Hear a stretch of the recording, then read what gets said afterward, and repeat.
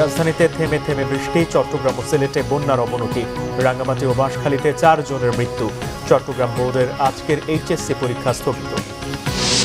বন্যায় ক্ষতিগ্রস্তদের পাশে থাকতে প্রশাসন ও নেতাকর্মীদের নির্দেশ প্রধানমন্ত্রীর। দুর্যোগ মোকাবিলায় 10 দফা নির্দেশনা।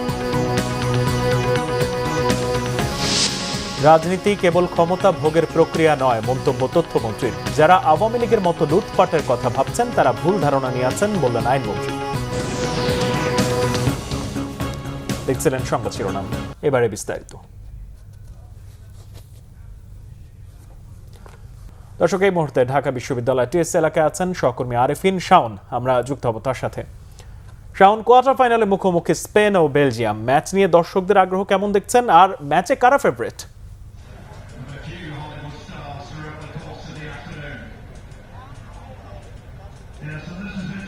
ধন্যবাদ মাহমুদ আপনাকে। আমি এখন ঢাকা বিশ্ববিদ্যালয়ের টিএসসিতে আছি। এখানে কিন্তু ইতিমধ্যে বেলজিয়াম এবং স্পেনের খেলা শুরু হয়ে গেছে এবং এখানে কিন্তু মোটামুটিভাবে বলা যায় যে বেশ কিছু দর্শকই খেলা উপভোগ করতে এসেছেন এবং তাদের সাথে আমরা কথা বলে জানতে পেরেছি যে তাদের অধিকাংশরই আসলে মতামত যে স্পেন যেন এই ম্যাচটি জিতে, অর্থাৎ স্পেনের সমর্থকদের সংখ্যা এখানে কিন্তু বেশি। তবে কিছু কিছু দর্শক আছেন যারা কিনা বেলজিয়ামের সমর্থক, তারাও কিন্তু চান যে তাদের দল যেন জিতে এবং তারা যেন সামনের ধাপে এগিয়ে যায়। আপনাকে যদি দুই দলের পরিসংখ্যান সম্পর্কে একটু বলি যে এই দুই দল কিন্তু এর আগে 22 বার মুখোমুখি হয়েছে এবং এর মধ্যে কিন্তু এগিয়ে আছে স্পেন। এবং তবে এই যেহেতু বিশ্বকাপের এইরকম একটা নকআউট পর্বে যেহেতু দুইটা দল মুখোমুখি হচ্ছে, কেউ কিন্তু কাউকে ছেড়ে কথা বলবে না। ইতিমধ্যে কিন্তু আমরা দেখেছি যে বেলজিয়াম শেষ মুহূর্তে কিন্তু সেনেগালের সাথে কেমন একটা ফিরে আসা একটা কামব্যাক দিয়েছে। একই সাথে স্পেন যদি বলি আমি, ওয়ার্ল্ড কাপের আগে থেকেই কিন্তু তারা বেশ ক্লিন শিট রেখেছে।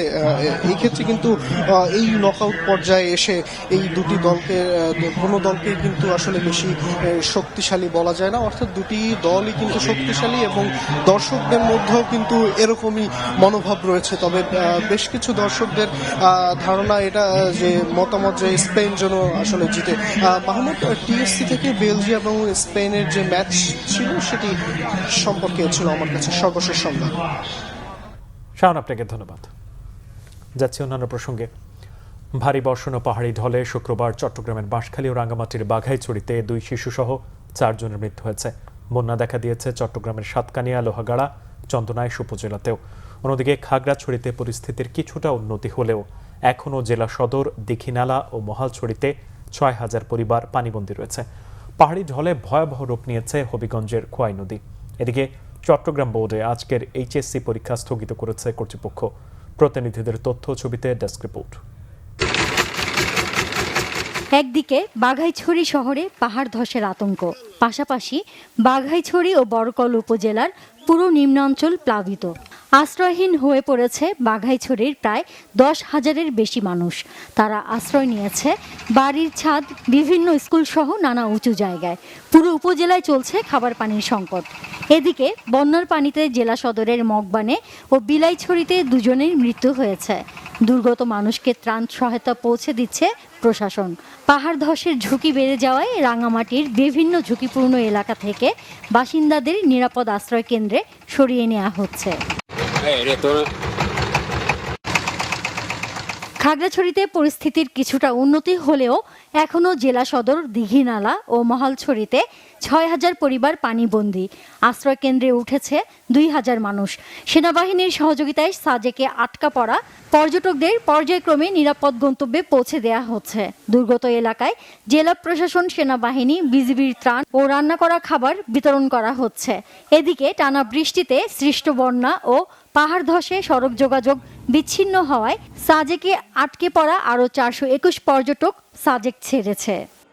বাসা বাড়িতে পানি উঠছে, এই জন্য বউ ছেলে মেয়ে ফ্যামিলি নিয়ে আশ্রয় কেন্দ্রে উঠছি। গরু বাছুর অন্য জায়গায় মানুষ এখানে আসে আর কি। লাভ দিয়ে উঠতে বসি, ছেলের বাপের ডাক দিছি, বাচ্চারে ডাক দিছি, ডাকি এটারে ওই একটা ফাঁক খুলি তো ওই পাশে বসিয়েছিলাম। এখন এত রাইতে ঘন বৃষ্টি, কোথায় যাবো? প্রবল বর্ষণ ও পাহাড়ি ঢলে চট্টগ্রামের বিভিন্ন উপজেলায় বন্যা দেখা দিয়েছে। সবচেয়ে বেশি ক্ষতিগ্রস্ত হয়েছে সাতকানিয়া, বাঁশখালী, লোহাগাড়া, চন্দনাইশ উপজেলা। এর মধ্যে সাতকানিয়া ও বাঁশখালী উপজেলায় প্রায় 50% এলাকা পানির নিচে তলিয়ে গেছে। পানিবন্দী হয়ে পড়েছে লাখো মানুষ। একই সাথে কৃষির ব্যাপক ক্ষয়ক্ষতি হয়েছে। সিলেট বিভাগে টানা কয়েকদিনের ভারী বর্ষণ ও উজান থেকে নেমে আসা পাহাড়ি ঢলে ভয়াবহ রূপ নিয়েছে খোয়াই নদী। হবিগঞ্জ সদর উপজেলার লস্করপুরের কালীগঞ্জ এলাকায় খোয়াই নদীর প্রতিরক্ষা বাঁধ ভেঙে লোকালয়ে বন্যার পানি ঢুকেছে। এতে অন্তত 10টি গ্রাম প্লাবিত হয়েছে। পানির প্রবল স্রোতে নিম্নাঞ্চলের বসতবাড়ি, রাস্তাঘাট ও ফসলি জমি তলিয়ে গেছে। হঠাৎ পানি ঢুকে পড়ায় চরম দুর্ভোগে পড়েছেন হাজারো মানুষ। স্থানীয়রা জানায়, বৃহস্পতিবার রাত 9টায় বাঁধের একটি অংশ ভেঙে যাওয়ার পর অল্প সময়ের মধ্যেই বন্যার পানি আশপাশের গ্রামগুলোতে ছড়িয়ে পড়ে। নিরাপদ স্থানে সরে যাচ্ছে মানুষ। এরই মধ্যে প্রশাসনের ঊর্ধ্বতন কর্মকর্তারা দুর্গত এলাকা পরিদর্শন করেছেন। পরে স্থানীয় একটি মাদ্রাসা থেকে মাইকিং করে প্লাবিত এলাকার বাসিন্দাদের দ্রুত আশ্রয় কেন্দ্র ও নিরাপদ স্থানে চলে যাওয়ার আহ্বান জানানো হয়। যাদের বাড়িঘর ইতিমধ্যে প্লাবিত হয়ে গেছে তাদেরকে উদ্ধার করার জন্য ফায়ার সার্ভিস এবং জেলা প্রশাসনের সহযোগিতা উদ্ধার কার্যক্রম ত্বরান্বিত করা হয়েছে। জনগণ যাতে উৎকণ্ঠিত না হয়, ভীত না হয়, আতঙ্কিত না হয়, সেই জন্য আমরা জেলা প্রশাসনের পক্ষ থেকে মাইকিং করেছি। জেলা প্রশাসন তাদের সার্বিক সহযোগিতায় রয়েছে। Naznin Akter, Bangla Vision news desk. শুক্রবার সকাল থেকেই মেঘে ঢাকা ছিল রাজধানীর আকাশ। থেমে থেমে কখনো হালকা আবার কখনো ভারী বৃষ্টি হয়। নগরীর কোথাও কোথাও সৃষ্টি হয়েছে জলাবদ্ধতা। দেশের অধিকাংশ এলাকা জুড়ে চলমান মাঝারি থেকে অতি ভারী বর্ষণ আরও অন্তত 2 দিন অব্যাহত থাকতে পারে বলে আভাস দিয়েছে আবহাওয়া অধিদপ্তর। অন্যদিকে বন্যা পূর্বাভাস কেন্দ্র জানিয়েছে, ভারী বৃষ্টি আর পাহাড়ি ঢলে সৃষ্ট বন্যা আগামী 24 ঘন্টায় কমে আসবে। এ বন্যা দীর্ঘায়িত হওয়ার কোনো আশঙ্কা নেই। মহিবুল্লাহ মহিবের রিপোর্টে বিস্তারিত। বর্ষাকালের বৃষ্টি, ছুটির দিনে বাড়তি অলস সময় কাটানোর মতো বিলাসী উদযাপন অনেকের কাছেই। তবে জীবিকার তাগিদে যাদের বের হতে হয় তাদের কাছে অনেকটাই বিড়ম্বনার। আর রাজধানীতে বৃষ্টি মানেই জলাবদ্ধতা। গত কয়েকদিনের টানা বৃষ্টিতে রাস্তায় জল জমে ভোগান্তিতে নগরবাসী।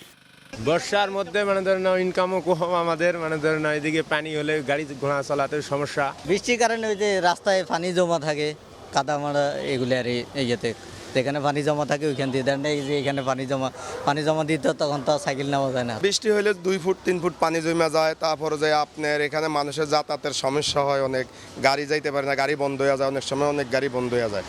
দেশের বিভিন্ন স্থানে বিচ্ছিন্নভাবে হালকা থেকে মাঝারি বৃষ্টি হতে পারে। গত 24 ঘন্টায় চট্টগ্রামে সর্বোচ্চ 211 মিলিমিটার বৃষ্টিপাত রেকর্ড করা হয়েছে। বৃষ্টিপাত চলমান থাকায় কক্সবাজার সহ পার্বত্য এলাকায় পাহাড় ধসের সতর্কতা বহাল রেখেছে আবহাওয়া অধিদপ্তর। আজকে যে অ্যানালাইসিস আছে এই ক্ষেত্রে আমরা দেখতে পাচ্ছি যে 11-12 তারিখ পরে বৃষ্টি অনেকটাই কমে যাবে। তবে যেহেতু এটা বর্ষাকাল, নর্মাল যে বৃষ্টি সেই বৃষ্টি হবে, এরকম এক্সট্রিম লেভেলে বৃষ্টি থাকবে না। এটা আমরা আশা করি 11-12 তারিখ পরে মোটামুটি অনেকটা ক্লিয়ার হয়ে যাবে।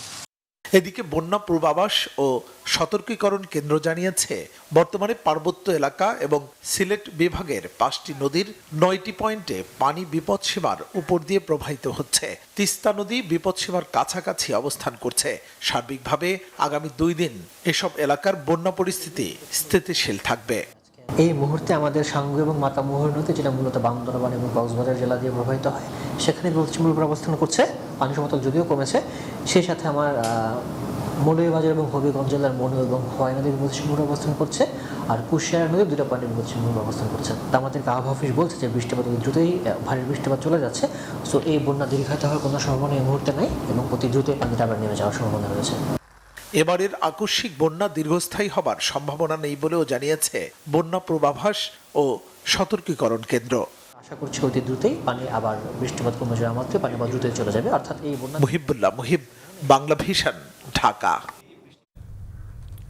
সারা দেশে ভারী বর্ষণ ও বন্যায় ক্ষতিগ্রস্ত মানুষের পাশে দাঁড়াতে সংশ্লিষ্ট প্রশাসন এবং দলীয় নেতাকর্মীদের প্রয়োজনীয় নির্দেশনা দিয়েছেন প্রধানমন্ত্রী। শুক্রবার সারাদিন তিনি বন্যা কবলিত ও বন্যায় ক্ষতিগ্রস্ত বিভিন্ন জেলার জেলা প্রশাসক, পুলিশ সুপার এবং সিভিল সার্জনদের সঙ্গে কথা বলে সার্বিক পরিস্থিতির খোঁজখবর নেন। এ সময় প্রধানমন্ত্রী দুর্যোগ ব্যবস্থাপনা ও ত্রাণ মন্ত্রণালয় সহ সংশ্লিষ্ট মন্ত্রণালয়গুলোর মন্ত্রী, সচিব এবং বিভিন্ন পর্যায়ের কর্মকর্তাদের সঙ্গেও কথা বলেন। তিনি উদ্ধার, ত্রাণ, চিকিৎসা, পুনর্বাসন কার্যক্রম আরও সমন্বিত কার্যকরভাবে পরিচালনার জন্য প্রয়োজনীয় দিক নির্দেশনা দেন। প্রধানমন্ত্রীর অতিরিক্ত প্রেস সচিব আতিকুর রহমান রোমন জানান, বন্যা কবলিত জেলাগুলোতে উদ্ধার, পুনর্বাসন ও চিকিৎসা সহ সার্বিক কার্যক্রম সমন্বয়ের জন্য বিদ্যুৎ ও জ্বালানি মন্ত্রণালয়ের প্রতিমন্ত্রী অনিন্দ ইসলাম অমিতকে দায়িত্ব দিয়েছেন প্রধানমন্ত্রী। উদ্ভূত পরিস্থিতি মোকাবিলায় আজ ত্রাণ প্রতিমন্ত্রী এম ইকবাল হোসেন এবং সংশ্লিষ্ট কর্মকর্তাদের সঙ্গে নিয়ে চট্টগ্রামে যাবেন অনিন্দ ইসলাম অমিত।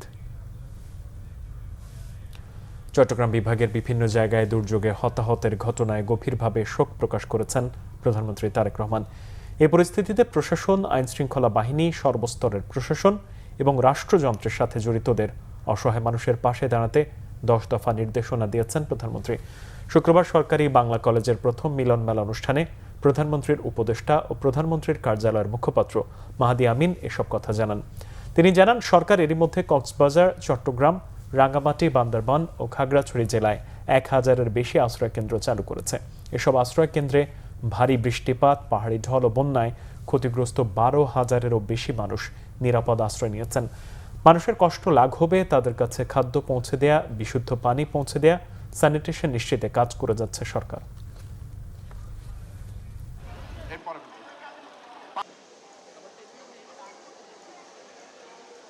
আমাদের সাথে থাকেন, জনগণের পাশে থাকেন। ইতিমধ্যে আমরা দেখেছি উনি খুব স্বল্প সময়ের ভেতরে 2,15,00,000 টাকা নগদ অর্থ সহায়তা দিয়েছেন, নিশ্চিত করেছেন 1000-এর বেশি আশ্রয় কেন্দ্র চট্টগ্রাম, কক্সবাজার, রাঙ্গামাটি, বান্দরবান এবং খাগড়াছড়ি এই 5টি জেলায় উন্মুক্ত করা হয়েছে, যেখানে প্রায় 12,000-এর বেশি বিভিন্নভাবে যারা ক্ষতিগ্রস্ত হয়েছেন বন্যার পানিতে, বিভিন্নভাবে বৃষ্টিপাতে যারা ক্ষতিগ্রস্ত হয়ে সৃষ্টি করতে যাচ্ছি। টানা বৃষ্টি ও পাহাড়ি ঢলে চট্টগ্রামের বিভিন্ন জেলায় বন্যায় প্রাণহানি ও ক্ষয়ক্ষতিতে গভীর উদ্বেগ প্রকাশ করেছেন বিরোধী দলীয় নেতা ও জামাত আমির ডাক্তার শফিকুর রহমান। শুক্রবার চট্টগ্রাম শাহ আমানত আন্তর্জাতিক বিমানবন্দরে সাংবাদিকদের সঙ্গে মতবিনিময়কালে তিনি এ বিষয়ে উদ্বেগ প্রকাশ করেন। এ সময় রংপুর অঞ্চলের মানুষকে বন্যা ও নদী ভাঙনের দুর্ভোগ থেকে রক্ষা করতে দ্রুত তিস্তা মহাপরিকল্পনা বাস্তবায়ন জরুরি বলে মনে করেন জামাতের আমির। বাঁশখালীতে ক্ষতিগ্রস্ত এলাকা পরিদর্শন ও ত্রাণ বিতরণ করেন তিনি। বলেন, চট্টগ্রাম দেশের বাণিজ্যিক রাজধানী, কিন্তু সামান্য বৃষ্টি হলেই নগরের বিভিন্ন এলাকায় পানি জমে যায়, মানুষের দুর্ভোগ বাড়ে, নালা নর্দমা উপচে পড়ে। এসব সমস্যার সমাধানের তাগিদ দেন তিনি। আমরা এই বিপন্ন মানুষের পাশে দাঁড়াবো, বিশেষ করে নিহত পরিবারগুলোর পাশে আমরা কিভাবে দাঁড়াতে পারি সেটা আমরা চিন্তা করছি, এবং বন্যা ক্ষতিগ্রস্ত এলাকায়ও যতটুকু পারি আমাদের পক্ষ থেকে, দলীয় অবস্থান থেকে আমরা ত্রাণ কার্যক্রম পরিচালনার জন্য আমাদের সংশ্লিষ্ট সকল সংগঠনকে আমরা নির্দেশ দিয়েছি এবং কেন্দ্র থেকে আমরা এটা সমন্বয় করছি। তথ্য ও সম্প্রচার মন্ত্রী জহিরুদ্দিন স্বপন বলেছেন যে রাজনৈতিক দল ক্ষমতায় যেতে চায় তাদের প্রমাণ করতে হবে রাজনীতি কেবলই ক্ষমতা ভোগ করার একটা প্রক্রিয়া নয়, জনগণের ভাগ্য পরিবর্তনের প্রক্রিয়া। শুক্রবার বরিশাল বিশ্ববিদ্যালয়ে শহীদ রাষ্ট্রপতি জিয়াউর রহমানের 45তম শাহাদাত বার্ষিকী উপলক্ষে মাসব্যাপী বৃক্ষরোপণ কর্মসূচির সমাপনী অনুষ্ঠানে তিনি এসব কথা বলেন। জহিরুদ্দিন স্বপন বলেন, প্রধানমন্ত্রী তারেক রহমান জনগণের ভাগ্য পরিবর্তনে কাজ করে যাচ্ছেন, তা প্রমাণ হয়েছে। জিয়াউর রহমান ফাউন্ডেশনের আয়োজনে আলোচনা সভা শেষে মন্ত্রী বিশ্ববিদ্যালয় ক্যাম্পাসে বৃক্ষরোপণ করেন। আইন, বিচার ও সংসদ বিষয়ক মন্ত্রী মোহাম্মদ আসাদুজ্জামান বলেছেন, অপরাধী যে দলের যত বড় নেতা হোক না কেন, তার পরিচয় অপরাধী। শুক্রবার ঝিনাইদহের শৈলকুপা উপজেলা স্বাস্থ্য কমপ্লেক্স মিলনায়তনে হাসপাতাল ব্যবস্থাপনা কমিটির সভায় প্রধান অতিথির বক্তব্যে তিনি কথা বলেন। আসাদুজ্জামান বলেন, দল ক্ষমতায় থাকলেও নেতাকর্মীদের এমন কোনো সুযোগ সুবিধা দেয়া হবে না যা সরকারের বদনাম হয়। হুঁশিয়ারি দিয়ে আইনমন্ত্রী বলেন, দীর্ঘদিন আওয়ামী লীগ ক্ষমতায় থেকে লুটপাট করেছে, কেউ যদি একই কাজ করার চেষ্টা করে তবে তারা ভুল ধারণা পোষণ করছে। কিন্তু আমি যেখান থেকে কোরিয়ান ভাষা শিক্ষা দিয়ে আমরা কোনো সিন্ডিকেট চাই না। আমরা ক্ষমতায় আছি, নিশ্চয়ই আমার নেতা কর্মীরা সুবিধা পাবে, কিন্তু এমন সুবিধা আমরা দেব না যে সুবিধা সরকারের বদনাম করে বেড়ায়। একজন চাঁদাবাজ হাসপাতালে এসে যদি চাঁদাবাজি করে, সেটা তার ব্যক্তির লাভ হতে পারে, কিন্তু এই চাঁদাবাজের কারণে আমার সরকারের উপরে যে কালিমা লিখতে হবে, সেই কালিমা সরকার নেবে না। শেখ হাসিনাকে দেশে ফিরিয়ে এনে তার ফাঁসির রায় কার্যকরের আহ্বান জানিয়েছেন জাতীয় নাগরিক পার্টির আহ্বায়ক নাহিদ ইসলাম।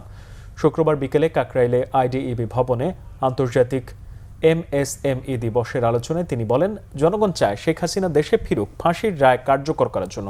এর বাইরে অন্য কোনো উদ্দেশ্যে দেশে ফিরলে জুলাই আন্দোলনে অংশগ্রহণকারীরা মোকাবিলা করতে প্রস্তুত আছে। নাহিদ ইসলাম আরও বলেন, রাজনৈতিক সংস্কার নিশ্চিত করতে না পারলে অর্থনীতিরও সংস্কার হবে না। কিন্তু বর্তমান সরকার সংস্কারের কিছুই করেনি।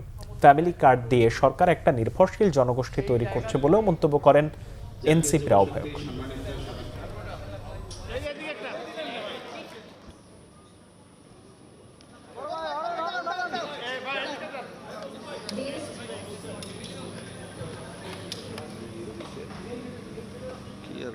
শেখ হাসিনার রায় অলরেডি হয়ে গিয়েছে, এখন এটা কার্যকর করতে হবে।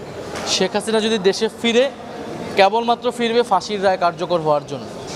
ফলে সেটার জন্য আমরাও চাই যে ফাঁসির রায় কার্যকর হোক, শেখ হাসিনা সহ অন্য যাদের বিরুদ্ধেই এই রায় হয়েছে। এবং শেখ হাসিনা নিজস্ব সিদ্ধান্ত নেওয়ার কোনো এখতিয়ারই নেই, স্বাধীনতাও নেই। দিল্লি থেকে তাকে যতটুকু পারমিট করা হয়, পারমিশন দেওয়া হয়, সে অনুযায়ী সে কথা বলেন। ফলে শেখ হাসিনা আসবেন কি আসবেন না, কিভাবে আসবেন, বিচার হবে কিনা, এটা মূলত দিল্লির সাথে সিদ্ধান্ত। ঢাকার সাথে দিল্লির কূটনৈতিক রাজনৈতিক বোঝাপড়াই উপর এটা নির্ভর করবে। আন্তর্জাতিক অপরাধ ট্রাইব্যুনাল থেকে ক্ষমতাচ্যুত পলাতক শেখ হাসিনার বক্তব্য প্রচারে নিষেধাজ্ঞা দেওয়ার প্রেক্ষিতে তার কোনো বক্তব্য গণমাধ্যম বা সামাজিক মাধ্যমে প্রচার বা প্রকাশ না করার জন্য বিশেষভাবে অনুরোধ জানানো হয়েছে। শুক্রবার সন্ধ্যায় তথ্য অধিদপ্তর থেকে গণমাধ্যমে পাঠানো এক বিজ্ঞপ্তিতে এই তথ্য জানানো হয়। বাংলাদেশের প্রচলিত আইন অনুযায়ী কোনো আদালতের সাজাপ্রাপ্ত পলাতক অপরাধীর কোনো ধরনের বক্তব্য, সাক্ষাৎকার, অডিও ভিডিও, ভাষণ গণমাধ্যমে প্রচারের ব্যাপারে আইনগত নিষেধাজ্ঞা থাকায় দেশের আইন শৃঙ্খলা রক্ষার স্বার্থে ও আদালতের নির্দেশনার প্রতি সম্মান জানিয়ে পলাতক শেখ হাসিনার কোনো প্রকার ভাষণ, বিবৃতি বা বক্তব্য সরাসরি কিংবা ধারণকৃত অবস্থায় টেলিভিশন, বেতার, সংবাদপত্র, নিউজ পোর্টাল বা সামাজিক মাধ্যমে প্রচার বা প্রকাশ না করার জন্য বিশেষভাবে অনুরোধ জানানো হয়। সরকার প্রত্যাশা করে দেশের সকল গণমাধ্যম, সংশ্লিষ্ট অংশীজন এবং নাগরিকবৃন্দ প্রচলিত আইন ও আদালতের নির্দেশনার প্রতি যথাযথ শ্রদ্ধা প্রদর্শন করবেন এবং তা প্রতিপালনে সর্বাত্মক সহযোগিতা প্রদান করবেন। 2024-এর জুলাই আন্দোলনে সৃজনশীল কর্মসূচি পট পরিবর্তনে সহায়ক ভূমিকা পালন করেছিল। এর মধ্যে বাংলা ব্লকেট কর্মসূচি সম্পৃক্ত করতে থাকে দেশের সব শিক্ষা প্রতিষ্ঠানের শিক্ষার্থীদের। একই সাথে আওয়ামী লীগের দীর্ঘ অপশাসনের পুঞ্জীভূত ক্ষোভই ছিল গণ অভ্যুত্থানের মূল শক্তি। বিশেষজ্ঞরা বলছেন, এই আন্দোলন চোখে আঙ্গুল দিয়ে দেখিয়ে গেছে অগণতান্ত্রিক সরকার পেশি শক্তি দিয়ে ক্ষমতায় টিকে থাকতে পারে না। 24-এর আন্দোলনের 11 জুলাইয়ের দিনের ঘটনা নিয়ে বিস্তারিত জানাচ্ছেন মামুন আব্দুল্লাহ।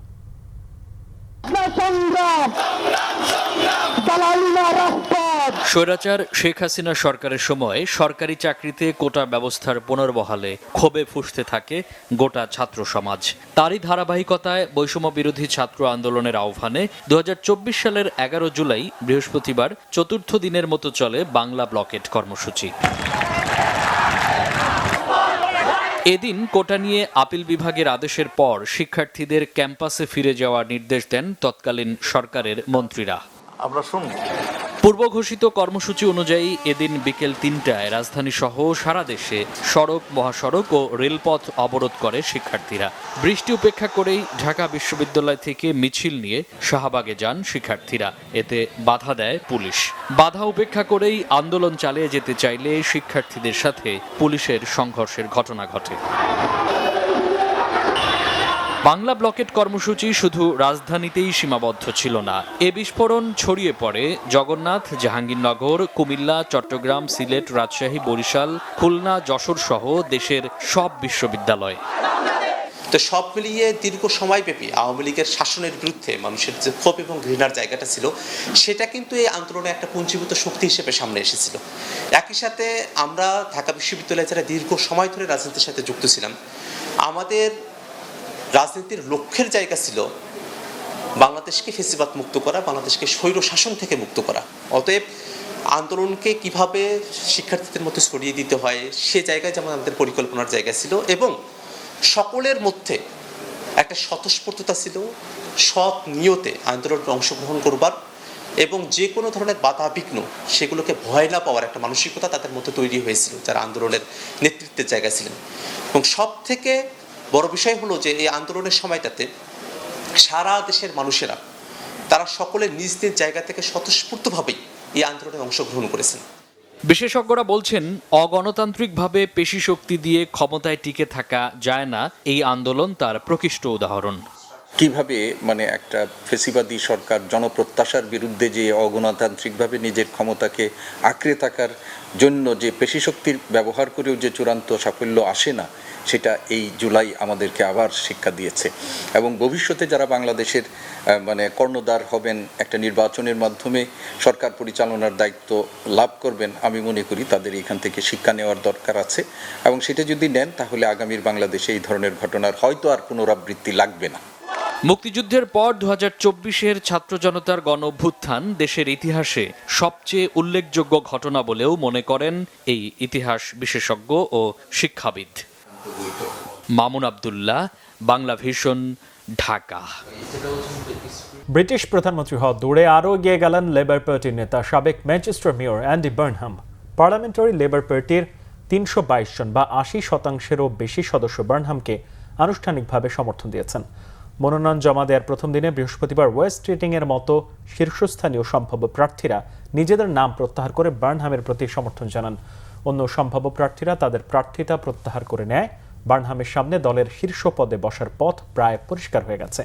কোনো প্রতিদ্বন্দ্বী না থাকায় 17 জুলাই একটি বিশেষ কনফারেন্সে তাকে আনুষ্ঠানিকভাবে লেবার পার্টির নেতা হিসেবে ঘোষণা করা হতে পারে। সবকিছু ঠিকঠাক থাকলে 20 জুলাইয়ের মধ্যে অ্যান্ডি বার্নহাম যুক্তরাজ্যের নতুন প্রধানমন্ত্রী হিসেবে দায়িত্ব গ্রহণ করবেন বলে আশা করা হচ্ছে।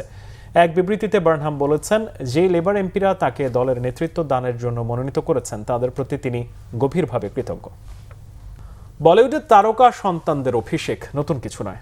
সেই ধারাবাহিকতায় এবার বাবা বলিউড বাদশাহ শাহরুখের হাত ধরে বড় পর্দায় আসছে মেয়ে সোহানা খান। 450 কোটি টাকা বাজেটের এই সিনেমায় থাকছে বড় চমক। বিস্তারিত জানাচ্ছেন হাসনাত জুবায়ের। রূপালী পর্দায় কিছু গল্প শুধু সিনেমার নয়, কিছু গল্প উত্তরাধিকারের, কিছু গল্প স্বপ্নের, যা এক প্রজন্ম থেকে আরেক প্রজন্মের হাতে পৌঁছে যায়। বলিউড বাদশাহ শাহরুখ খান, যিনি 3 দশকের বেশি সময় ধরে কোটি কোটি ভক্তের হৃদয়ে রাজা হয়ে আছেন, আর এবার সেই রাজত্বের নতুন অধ্যায়ে পা রাখছেন তার মেয়ে সোহানা খান। কিং সিনেমায় প্রথমবার বড় পর্দায় বাবা মেয়ের একসঙ্গে অভিনয়। এই সিনেমাকে ধরা হচ্ছে সোহানার মূলধারার বলিউড অভিষেক হিসেবে। ছবিটি পরিচালনা করছেন সিদ্ধার্থ আনন্দ। অ্যাকশন থ্রিলার ঘরানার এই সিনেমা নিয়ে ইতোমধ্যে দর্শকদের আগ্রহ তুঙ্গে। যদিও ওটিটি প্ল্যাটফর্মের মাধ্যমে অভিনয়ের যাত্রা শুরু করেছিলেন সোহানা, তবু বলিউডের বড় ক্যানভাসে বিশাল দর্শক সমুদ্রের সামনে নিজের পরিচয় গড়ে তোলার মঞ্চ হয়ে উঠছে কিং। তবে এ যাত্রা মোটেও সহজ নয়, কারণ তিনি শুধুমাত্র একজন অভিনেত্রী নন, তিনি শাহরুখ খানের মেয়ে। তাই প্রত্যাশার ভারও অন্য সবার চেয়ে অনেক বেশি। বাবার নামের আলো ছাপিয়ে নিজের পরিচয় জ্বালাতে পারবেন কি সোহানা? এই প্রশ্নের উত্তর লুকিয়ে আছে কিং সিনেমার প্রতিটি দৃশ্যে। আর শাহরুখ, তিনি শুধুমাত্র একজন সহ অভিনেতা নন, তিনি একজন বাবা, যিনি নিজের জীবনের সবচেয়ে মূল্যবান স্বপ্নটিকে তুলে ধরছেন রূপালী পর্দায়। বলিউডে তারকা সন্তানদের অভিষেক নতুন কিছু নয়, তবে শাহরুখ ও সোহানাকে একসঙ্গে প্রথমবার বড় পর্দায় দেখার অপেক্ষা ভক্তদের কাছে নিঃসন্দেহে বিশেষ। 450 কোটি বাজেটের এই সিনেমাটি এবছরের বড়দিন উপলক্ষে 24 ডিসেম্বর মুক্তি পাবে, আর এ লক্ষ্য নিয়ে এগিয়ে যাচ্ছে সিনেমার শুটিং। এখন দেখার বিষয়, এই সিনেমার মাধ্যমে সোহানা খান শাহরুখের মেয়ে হিসেবে নয়, নিজের অভিনয় গুণে একজন স্বতন্ত্র তারকা হিসেবে দর্শক মনে কতটা জায়গা করে নিতে পারেন। হাসনাত জুবায়ের, বাংলা ভিশন। সংবাদ শেষ করব শিরোনামগুলো আরও একবার জানিয়ে। রাজধানীতে থেমে থেমে বৃষ্টি, চট্টগ্রাম ও সিলেটে বন্যার অবনতি, রাঙ্গামাটি ও বাঁশখালীতে 4 জনের মৃত্যু, চট্টগ্রাম বোর্ডের আজকের এইচএসসি পরীক্ষা স্থগিত। বন্যায় ক্ষতিগ্রস্তদের পাশে থাকতে প্রশাসন ও নেতাকর্মীদের নির্দেশ প্রধানমন্ত্রীর, দুর্যোগ মোকাবিলায় 10 দফা নির্দেশনা। রাজনীতি কেবল ক্ষমতা ভোগের প্রক্রিয়া নয়, মন্তব্য তথ্যমন্ত্রীর। যারা আওয়ামী লীগের মতো লুটপাটের কথা ভাবছেন তারা ভুল ধারণা নিয়ে আছেন, বললেন আইনমন্ত্রী। এই ছিল এখনকার মতো। পরের সংবাদ ভোর 4টায়। এর আগে 3টায় রয়েছে নিউজ টপ 10, দেখার আমন্ত্রণ রইল। এছাড়া বাংলা ভিশন সংবাদ ও সংবাদ সংশ্লিষ্ট অনুষ্ঠান দেখতে ভিজিট করুন www.bpnews24.com ও facebook.com/banglavishnnews এবং সাবস্ক্রাইব করুন youtube.com/banglavishnnews। ধন্যবাদ।